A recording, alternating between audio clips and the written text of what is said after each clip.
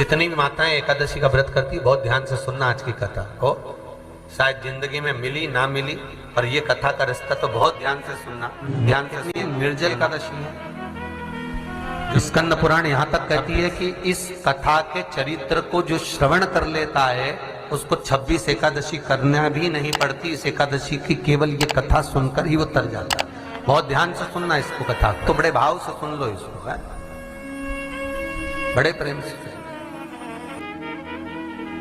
इसलिए सारी एकादशियों में निर्जला एकादशी की महत्वता शास्त्र प्रमाण करता है महाराज। निर्जला एकादशी का उद्यापन जो करा जाता है, उसका उद्यापन और प्रदोष का जो उद्यापन करा जाता है, इन दोनों का क्रम लगभग एक जैसा ही। तो निर्जला पहुंची है और निर्जला ने जाकर भगवान नारायण से निवेदन करा। भगवान विष्णु ने पूछा, क्या बात है निर्जला, आज तुम खेलती हुई यहां पर आकर खड़ी हो गई, क्या हुआ, क्या है? क्या तुमको गौलोक धाम में आनंद की अनुभूति नहीं हो रही जो तुम बैकुंठ में आई हो? निर्जला घूमती घूमती भगवान के सम्मुख में पहुंच गई। भगवान ने पूछ रहे हैं, बार बार पूछा, निर्जला हुआ क्या तुमको?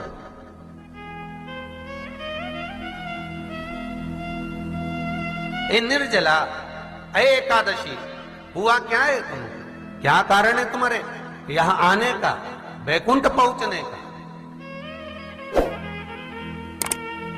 बहुत ध्यान देना महाराज।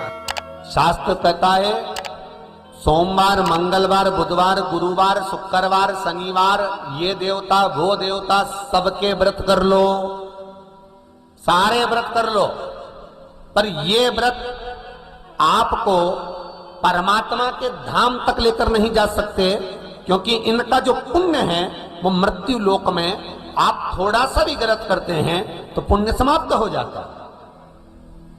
पर हिंदू धर्म के 3 व्रत ऐसे बता दिए जिन व्रतों का पुण्य समाप्त नहीं हुआ।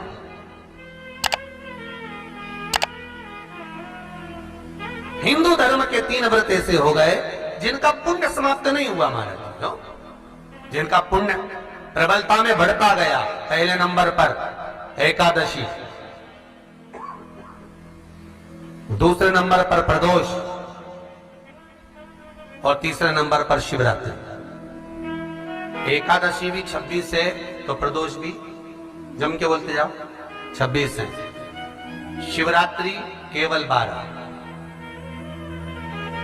केवल 12,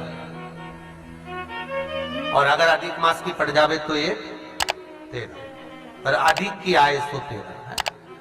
तो यहां शास्त्र कह रहा है कि 3 व्रत हमारे यहाँ जिनका पुण्य समाप्त नहीं हुआ, जिनका पुण्य प्रबल हुआ, बड़ा। इसलिए आज भी माता एकादशी का व्रत करती है। और एकादशी का व्रत कर कर अगर कोई जीवात्मा को देते हैं, कोई मर भी गया तो उसको एकादशी का दान देते हैं। एकादशी का उसको दान दिया है। महाराज निर्जला खड़ी है, पूछा क्यों आई हो, क्या कारण?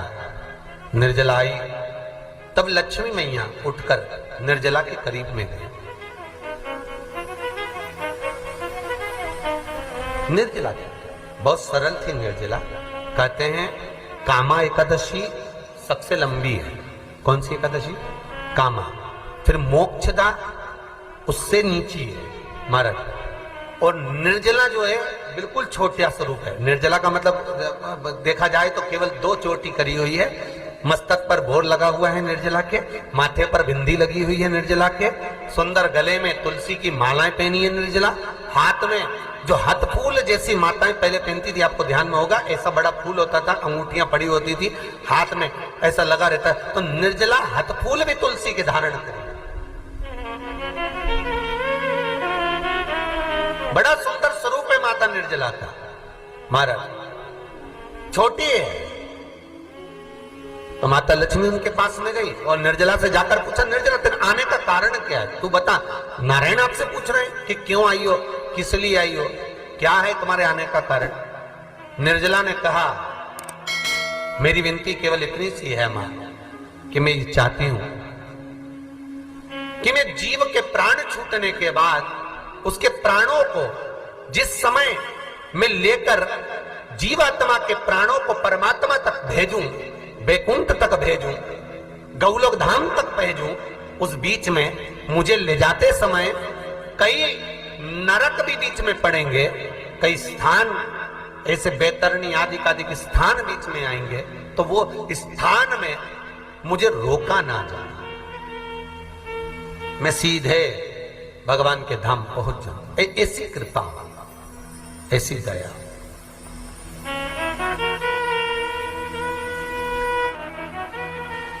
स्कंद पुराण यहां तक कहती है कि इस कथा के चरित्र को जो श्रवण कर लेता है उसको 26 एकादशी करना भी नहीं पड़ती। इस एकादशी की केवल ये कथा सुनकर ही वो तर जाता है। बहुत ध्यान से सुनना इसको, कथा को। सबसे पहला नियम एकादशी व्रत का, सबसे पहला नियम है कि आप जिस दिन व्रत करो उसके एक दिन पहले भक्ति का संचार इस हृदय में करो। भक्ति का संचार इस हृदय में कर लीजिए। जिस दिन आप व्रत करो, जैसे एकादशी का व्रत कर रहे हो तो दशमी के दिन शाम का समय जब आवे, रात्रि जब होने लगे, शाम का समय आवे और रात्रि का आप जब भोजन ग्रहण करो तो उस भोजन में कोई ऐसा पदार्थ ग्रहण मत करिए जिस पदार्थ के कारण आपकी एकादशी बिगड़ जाए।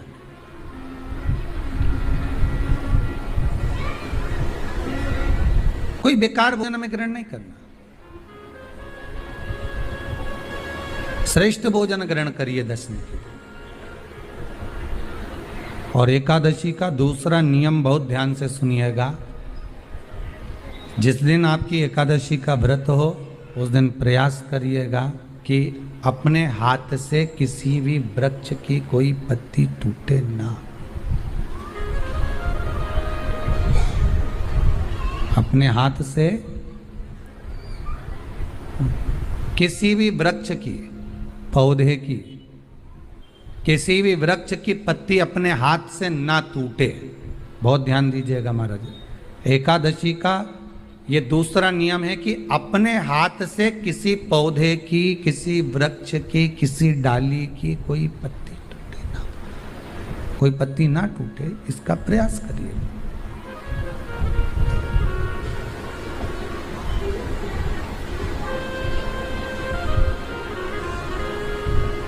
कितना सुंदर व्याख्यान कहा है, कितना सुंदर वर्णन है महाराज कि मात्र एकादशी का व्रत कर लेने पर, मात्र एकादशी का व्रत कर लेने पर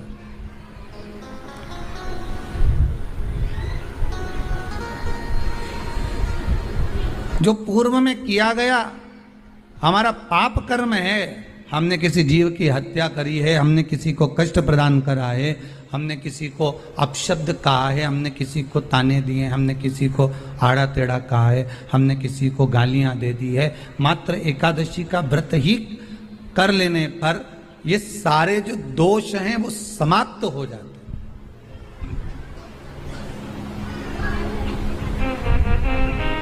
सारे दोष हमारे समाप्ति पर आ जाते हैं।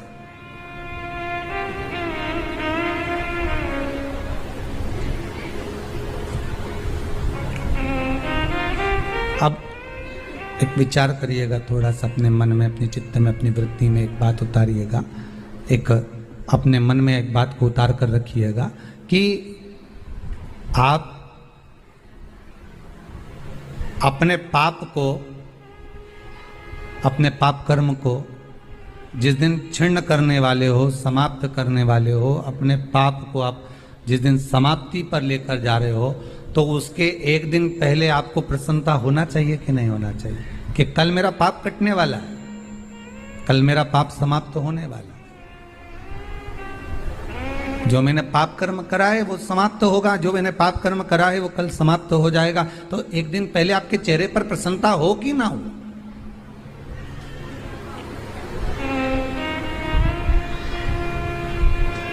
और चेहरे पर वो प्रसन्नता आपके आना चाहिए कि कल मेरा एकादशी का व्रत है, आज दशमी है, कल एकादशी का व्रत है, तो कल मेरी जब एकादशी का व्रत रहेगा तो मेरा ना जाने कितना कितना पाप, कितना असत्य, कितना झूठ, कितना प्रपंच वो समाप्त हो जाएगा। इसमें मुझे प्रसन्नता हो, इसमें मुझे आनंदता हो।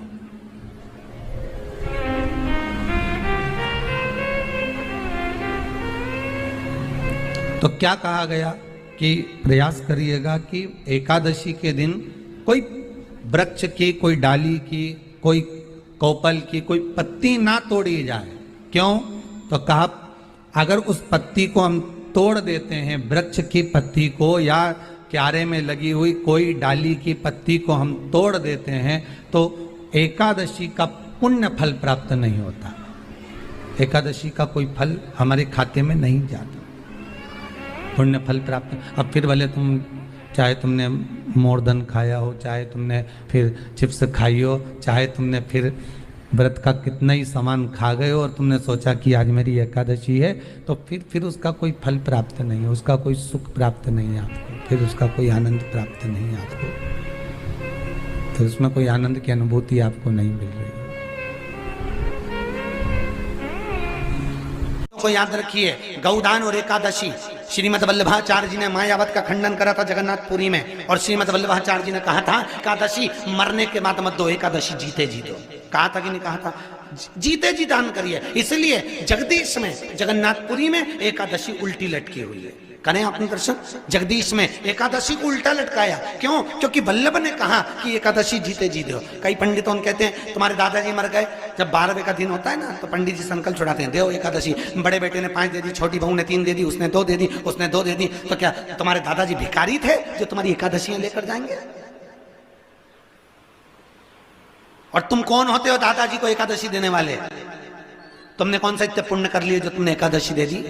एकादशी के दान की महत्वता श्रीमद् वल्लभाचार्य जी ने कहा कि कोई व्यक्ति अगर खटिया पर सड़ रहा है, पलंग पर तड़प रहा है, हॉस्पिटल में पड़ा हुआ है, तो निवेदन है कि उसको देखने जाओ तो अपनी करी हुई एकादशी में से 2 एकादशी का दान उसको तुरंत दे दो। क्यों? तो जिससे उसको मोक्ष मिल जाए, मरने के बाद नहीं।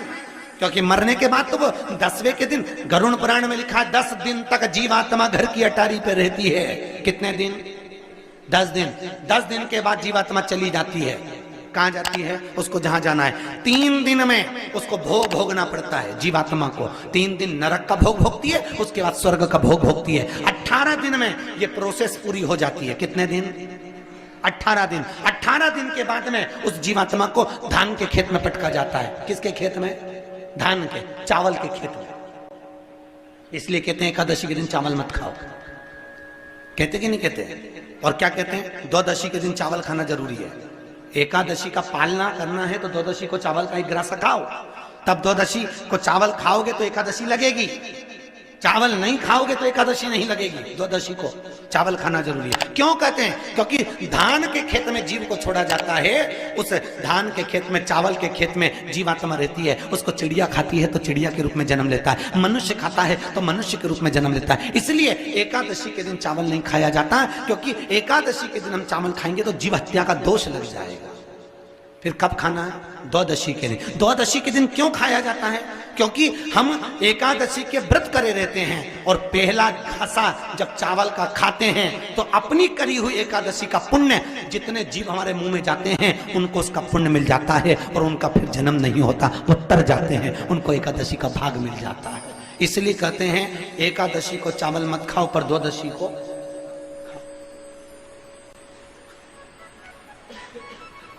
खाइए। 10 दिन तक जीवात्मा है, और आपने एकादशी कब दान दी? बोलो जम के। 12वें के दिन, 13वें के दिन आपने एकादशी का दान दिया, वो मिली उनको? अरे बोलो अच्छे से। कई तो अभी तक कर रही होगी, हमारे दादाजी के निमित्त की कर रहे हैं, कर ले। फिर वही वाली बात आ गई, गुलाब के फूल में पानी जारी है। एकादशी के दिन शंकर भगवान को चावल का दाना चढ़ाना चाहिए कि नहीं चाहिए?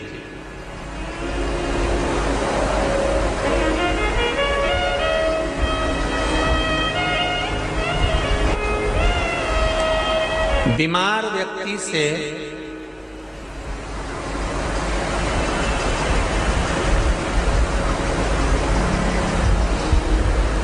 कोई बीमार व्यक्ति है, बहुत रोगीला, उसको बहुत रोग है, शुगर है, बीपी है, थायराइड है, सब कुछ है उसको। और वो रोगीला व्यक्ति जब डॉक्टर के पास जाकर पूछे, डॉक्टर साहब मेरी तबीयत ठीक नहीं रहती है, मैं बहुत कष्ट में रहती हूँ, बहुत तकलीफ है शरीर में, और अभी सावन का महीने का व्रत आ रहा है डॉक्टर साहब, 1 महीना में व्रत करती थी पहले, करूं कि नहीं करूं? तो डॉक्टर साहब क्या बोलेंगे? बोलते जाओ जरा जम के। डॉक्टर बोलेगा कि आप व्रत मत करो। डॉक्टर एक बात कहेंगे,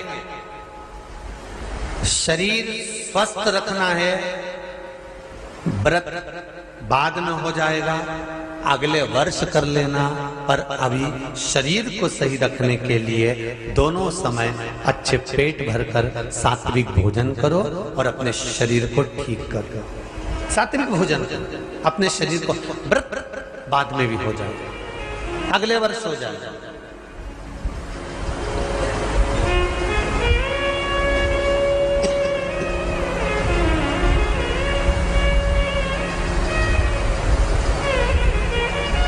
अभी तुम थोड़ा सवेरे 2 बिस्कुट ले लिया करो, सुबह नाश्ता ले लिया करो, भोजन ले लिया करो, फिर दोपहर में कुछ हल्का फुल्का लेकर थोड़ी थोड़ी देर में खाते रहना चाहिए। हो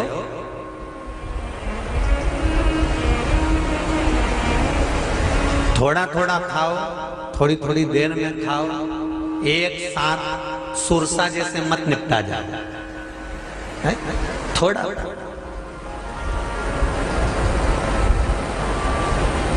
ज्यादा खाओगे और ज्यादा कमाओगे तो दूसरों को कष्ट नहीं होगा, कष्ट खुद को होगा। ज्यादा खाओगे आपाच्य हो जाएगा, रात की नींद उड़ जाएगी, शरीर में अच्छा नहीं लगेगा। ज्यादा कमाओगे, रात की नींद उड़ जाएगी, दुनिया की दृष्टि तुम पर पड़ जाएगी और तुम्हारी रातों की नींद। कमाओ भी उतना जितना खर्च कर सको और खाओ भी उतना जितना पचा सको। अति सर्वस्व वर्जित।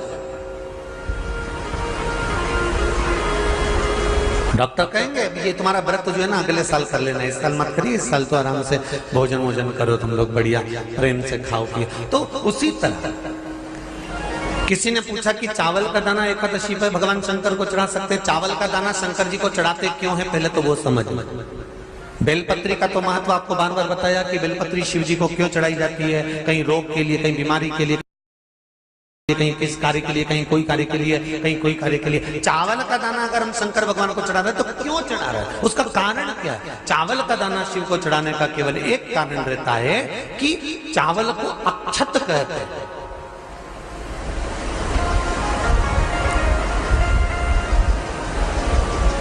अक्षत का मतलब होता है अक्षय।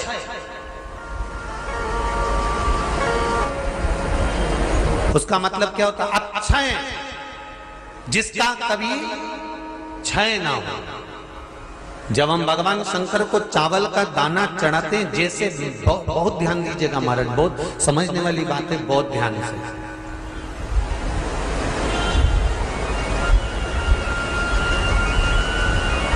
चावल का दाना हमारे मस्तक पर तिलक करने के बाद पंडित जी क्यों लगाते हैं कि भगवान जैसा समय आज चल रहा है, आप पूजन कर रहे हो, पाठ कर रहे हो, दान कर रहे हो, पुण्य कर रहे हो, सत्कर्म कर रहे हो, भजन कर रहे हो, मेरा देव अधिदेव महादेव, मेरा नारायण, मेरा सत्यनारायण भगवान, मेरा राम जी, मेरा विष्णु जी, मेरा भागवत मैया, मेरी रामायण मैया, ब्राह्मण मस्तक पर तिलक लगाने के बाद चावल इसलिए लगाता है कि जैसा समय आज चल रहा है, भगवान तुमको ऐसा ही समय बनाकर रखे और तुम ऐसे ही 4 चांद लगाते रहो, दान पुण्य संकीर्तन करते रहो। इसलिए मस्तक पर चावल का दाना लगाया जाए।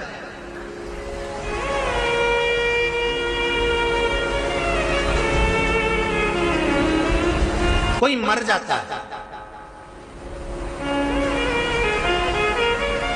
मरने के बाद जब तक पगड़ी नहीं होती तब तक माथे पर तिलक, चावल का दाना लगाया जाता है। जम के बोलो जरा। नहीं लगाते। किसी पंडित जी से पूछो, ब्राह्मण देवता से पूछो, ब्राह्मण देवता ये कोई मर गया और हमारा तो नियम है कि हम सिर पे तिलक लगाते हैं, चावल लगाते हैं, या पंडित जी से हम तिलक लगवाते हैं, मंदिर जाते हैं तो मंदिर में जाके तिलक लगवा के हम चावल का दाना लगवाते हैं, क्यों नहीं लगाते? उसका कारण क्या है? जब किसी के मरने के बाद 10 दिन तक 12 दिन तक मस्तक पर तिलक क्यों नहीं लगाया जाता? 10-12 दिन तक माथे पर तिलक या चावल क्यों नहीं लगाया जाता? उसका कारण है कि ये जो समय आया है, तुम्हारे यहाँ जो गमी हुई है, तुम्हारे यहाँ कोई मर गया है, तुम्हारे यहाँ किसी के प्राण छूट गए हैं, तो ब्राह्मण इसलिए तिलक नहीं लगाता आपको, इसलिए चावल का दाना नहीं लगाता कि ऐसा दिन भगवान अब ना लाए, इसको अमर ना करे, इसको अक्षय ना करे, इसको प्रबल ना करे।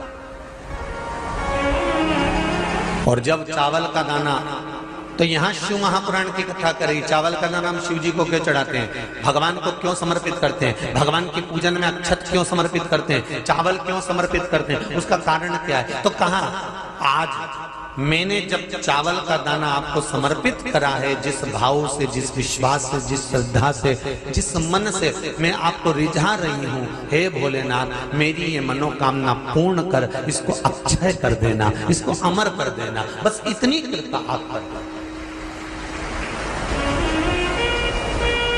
अब किसी ने पूछा एकादशी के दिन चावल चढ़ाए कि नहीं चढ़ाए, तो यहां तो सीधी सीधी बात है, बीमारी देखकर थोड़ी ना आती है कि नवरात्र चल रहे हैं कि सावन का सोमवार चल रहा है, बीमारी तो बीमारी। तुम चावल मत खाओ। तिरुपति कौन कौन गया?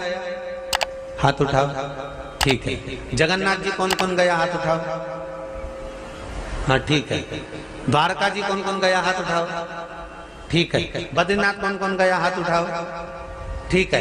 एकादशी के दिन कभी तुम बद्रीनाथ चले जाओ, एकादशी के दिन तुम द्वारका चले जाओ, एकादशी के दिन तुम तिरुपति चले जाओ, एकादशी के दिन तुम जगन्नाथ चले जाओ, एकादशी के दिन तुम्हारी मर्जी पड़े भगवान के किसी धाम में चले जाओ और भगवान को भोग लगाओ और उनकी थाली को झांक कर देखना, उसमें चावल जरूर मिलेगा। उसमें ऐसा नहीं है कि चावल नहीं मिलेगा। बद्री नारायण में भगवान को चावल का भोग लगा हुआ मिलेगा, द्वारका में चावल का भोग लगा हुआ मिलेगा, आपको जगन्नाथ में चावल का भोग लगा हुआ मिलेगा, तिरुपति में मिलेगा, द्वारकाधीश में मिलेगा, नाथू द्वारा में मिलेगा, सांवरिया सेठ में मिलेगा, काकरोली जी में मिलेगा।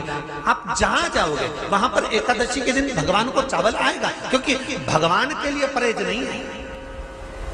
जो काम में डूबा हुआ है, जो आसक्ति में डूबा हुआ है, जो लोभ में डूबा हुआ है, जो वासनाओं में डूबा हुआ है, जो तृष्णा में डूबा हुआ है, और जो माता के गर्भ से जन्म लिया, एकादशी के दिन चावल उसको नहीं खाना। बहुत सुंदर संवाद है, ध्यान दीजिएगा। जिसके घर में कमाने वाले 2-4 हैं, पैसा तो आ रहा है पर घर में टिक नहीं रहा, डॉक्टर में, पुलिस में, एक्सीडेंट आदि में, कहीं गलत जगह पर व्यसन में अगर पैसा जा रहा है, जुए में, मांसाहार, मदिरा पान, या कहीं आया पैसा आने में कमी नहीं, आ रहा है पर टिक नहीं रहा, रुक नहीं रहा, कोई मांगने आ गया, दे दिया, फिर वहां से अपने पास नहीं आ रहा, अपन कह रहे हैं भैया हमारा पैसा लौटा दो, नहीं आ रहा। तो महाराज शिव महापुराण की कथा कहती है, एकादशी के दिन गंगा के जल में मात्र 7 बेलपत्री डालकर, जो नंदीश्वर भगवान अर्थात जो शंकर जी के शिवलिंग के सामने नंदी होता है, उस नंदी के चरण पर गंगा का जल चढ़ाकर बेलपत्री शिव पर समर्पित कर देता है, उसके घर में रुपया रुकना चालू हो जाता है, फिर वो गलत जगह पर नहीं जाता, गलत स्थान पर वो धन जाएगा ही नहीं। बेटा अगर व्यसन में पड़ा हुआ है, मदिरा पान में पड़ा हुआ है, मांसाहार में, जुए आदि में जा रहा है, तुम्हें लग रहा है कि मेरा बेटा गलत मार्ग पर जा रहा है,